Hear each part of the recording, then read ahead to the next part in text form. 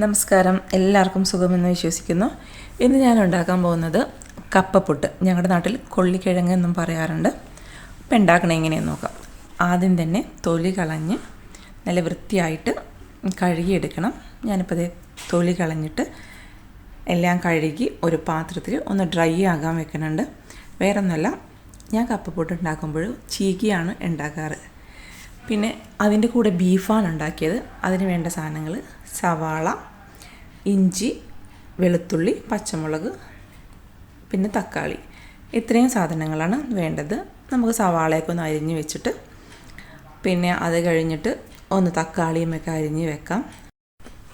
പിന്നെ കുറച്ച് വേപ്പിലയും വേണം കേട്ടോ. ഞാൻ നേരത്തെ അത് പറയാൻ മറന്നുപോയി. തക്കാളി അരിയുമ്പോൾ ഞാൻ തക്കാളിയുടെ ഞെട്ടിൻ്റെ ഭാഗം എപ്പോഴും കളയാറുണ്ട്. എനിക്ക് അതെന്തോ ഇഷ്ടമല്ല, അതുകൊണ്ട് ഞാൻ എപ്പോഴും കളയാറുണ്ട്. അത് കളയാതെ വേണമെങ്കിൽ നമ്മൾക്ക് കട്ട് ചെയ്യാം. എന്തായാലും ഞാനത് കട്ട് ചെയ്തിട്ടാണ്, അത് കളഞ്ഞിട്ടാണ് മുറിക്കുക.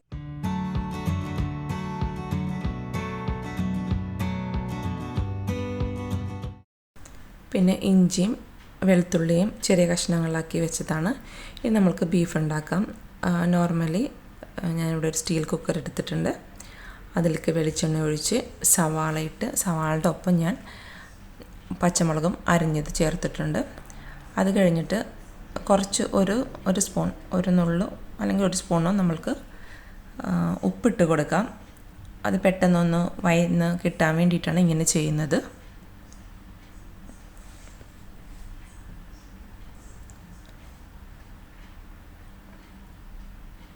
സവാള ഒന്ന് വയന്ന് കഴിയുമ്പോൾ തന്നെ നമുക്ക് തക്കാളിയും ഇട്ട് വഴറ്റിയെടുക്കാം.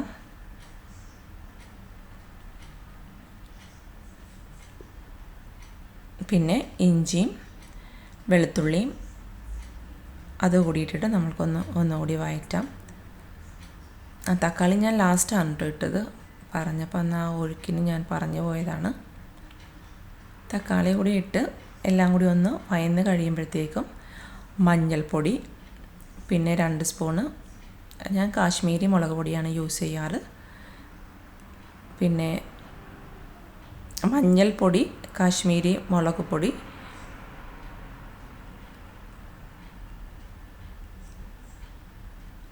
പിന്നെ മല്ലിപ്പൊടി, കുറച്ച് ഗരം മസാലയും.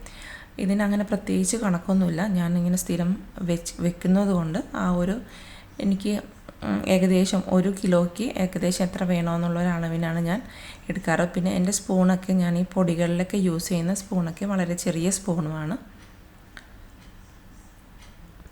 അതൊക്കെ ഇട്ടൊന്ന് നന്നായിട്ട് വഴറ്റിയിട്ട് നമ്മൾക്ക് ബീഫും ഇട്ട് ഒന്ന് വഴറ്റാം. ഇത് 2 ലിറ്ററിൻ്റെ കുക്കറായതുകൊണ്ട് ബീഫ് കൂടി ഇട്ട് ഇളക്കുക എന്നുള്ളത് ഒരു ടാസ്ക്കായിരുന്നു. കാരണം 1 കിലോയുടെ ബീഫ് ഉണ്ടായിരുന്നു. പിന്നെ ബാക്കി സാധനങ്ങളും കൂടി ആയപ്പോൾ ഏകദേശം നിറഞ്ഞ് കവിഞ്ഞ് വന്നിട്ടുണ്ടായിരുന്നു. അത് ശരിക്കും പറഞ്ഞാൽ നല്ലൊരു ടാസ്ക്കായിരുന്നു. എന്നാലും ഞാനത് നന്നായിട്ട് തന്നെ ഹാൻഡിൽ ചെയ്തു.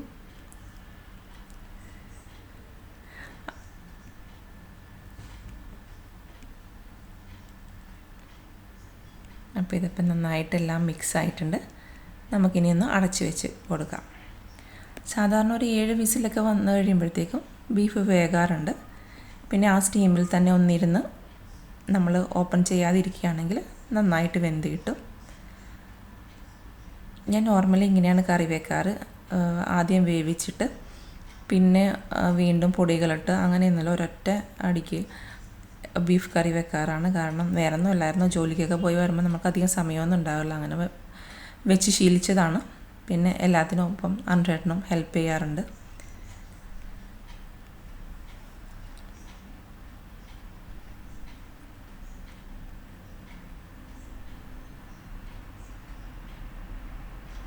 ഇത് അവിടെ അടച്ചിരുന്നിട്ട് വെന്തോട്ടെ. അപ്പോഴത്തേക്കും നമുക്കിന്ന് പുട്ടുണ്ടാക്കിയാലോ.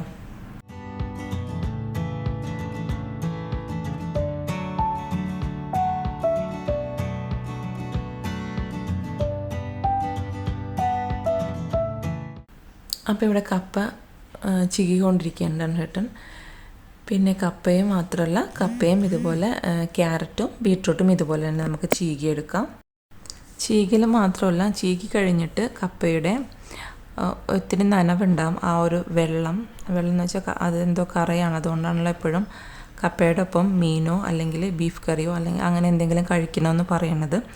അപ്പോൾ ആ ഒരു കെമിക്കൽ എന്തോ ആണെന്ന് ഉള്ളതുകൊണ്ട് തന്നെ അത് പിഴിഞ്ഞ് കളഞ്ഞ് തരാറുണ്ട്. അതും ആ ഡ്യൂട്ടിയൊക്കെ അനുഷേട്ടനാണ് ചെയ്യാറ്. ഞാൻ പിഴിഞ്ഞു കളയുന്ന വീഡിയോ എടുത്തിട്ടുണ്ടായിരുന്നു. എഡിറ്റ് ചെയ്ത് വന്നപ്പോഴത്തേക്ക് ഇപ്പോൾ അത് കാണാനില്ല.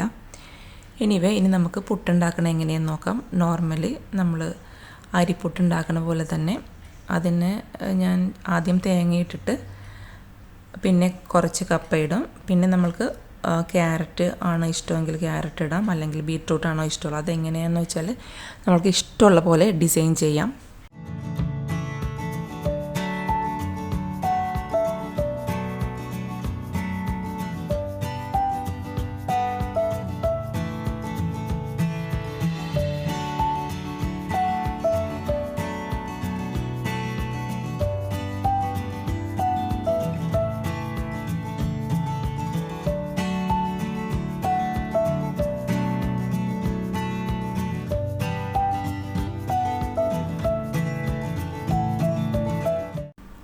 ഞാൻ പുട്ട് ഉണ്ടാക്കുന്നത് കുക്കറിൽ വെള്ളം വെച്ച് തിളപ്പിച്ച് ആവി വന്നതിന് ശേഷം എൻ്റെ ഒരു പുട്ട് കണയുണ്ട്. അത് ഒരെണ്ണം നീളമുള്ളതും പിന്നെ ഒരെണ്ണമുള്ളത് നമ്മുടെ ചിരട്ടപ്പുട്ടിൻ്റെ സ്റ്റൈൽ വരണ ഒരു സ്റ്റീലിൻ്റെ തന്നെ പുട്ട് മേക്കറുണ്ട്. അങ്ങനെ രണ്ടും വെച്ചിട്ടാണ് പുട്ടുണ്ടാക്കാറ്.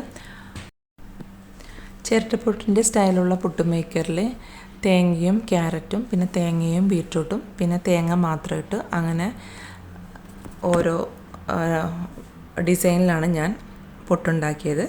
പിന്നെ നീളമുള്ള പുട്ടും കുറ്റിയിലും ഉണ്ടാക്കി. അപ്പോൾ എല്ലാവരും ഇതൊന്ന് ട്രൈ ചെയ്ത് നോക്കണം. നല്ല ടേസ്റ്റാണ്. പിന്നെ പച്ചക്കറികൾ ഒക്കെ കഴിക്കാൻ കുട്ടികൾക്ക് ഭയങ്കര മടിയായിരിക്കും. അപ്പോൾ ഇങ്ങനെ കളർഫുള്ളിലുള്ള പുട്ടൊക്കെ ഉണ്ടാക്കി കൊടുത്താൽ അതും നമ്മുടെ കപ്പ കൊണ്ട് ഉണ്ടാക്കിയ പുട്ടായതുകൊണ്ട് ഭയങ്കര ടേസ്റ്റായിരുന്നു.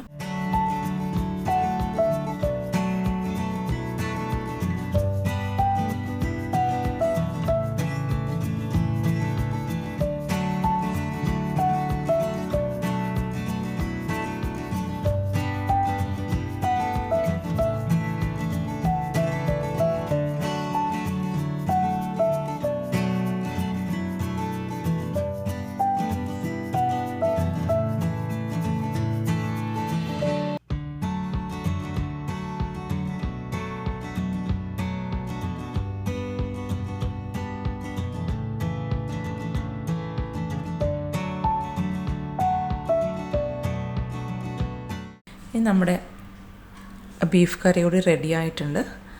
നല്ല കളർഫുള്ളായിട്ട് വന്നിട്ടുണ്ട് ബീഫ് കറിയും. ഇനി വെന്തോന്ന് നോക്കിയിട്ട് നമ്മൾക്ക് വെന്തില്ലെങ്കിൽ ഒന്നുകൂടി ഒന്ന് 2 വിസിൽ കൂടി വരുത്തിക്കാം. ഇല്ലെങ്കിൽ നോക്കിയിട്ട് കുഴപ്പമില്ലെങ്കിൽ നമുക്ക് അതൊന്ന് സെർവിങ് ഡിഷിലോട്ട് മാറ്റാം. ഞാൻ നോക്കിയപ്പോഴത്തേക്കും നന്നായിട്ട് തന്നെ വെന്തിട്ടുണ്ടായിരുന്നു. പിന്നെ നമുക്ക് നല്ല ചൂടോടുകൂടി തന്നെ ബീഫ് കറിയും കപ്പപ്പുട്ടും കഴിക്കാം. അപ്പോൾ ഇതെല്ലാവരും ട്രൈ ചെയ്ത് നോക്കണം. ഞങ്ങളുടെ ഒരു ഇഷ്ടപ്പെട്ട ഡിന്നറാണിത്. ഞങ്ങൾ എപ്പോഴും രാത്രിയാണ് ഈ ഫുഡ് ഉണ്ടാക്കാറ്. അപ്പോൾ എല്ലാവർക്കും ഇഷ്ടമായി എന്ന് വിചാരിക്കണം എൻ്റെ ഈ വീഡിയോ. എല്ലാവരും ട്രൈ ചെയ്ത് നോക്കണം. അതുപോലെ തന്നെ വീഡിയോ ഇഷ്ടമായെങ്കിൽ എല്ലാവരും ലൈക്ക് ചെയ്യണം, ഷെയർ ചെയ്യണം, സബ്സ്ക്രൈബ് ചെയ്യണം. അടുത്തൊരു വീഡിയോ ആയി കാണും വരെ ടാറ്റാ, ബൈ ബൈ.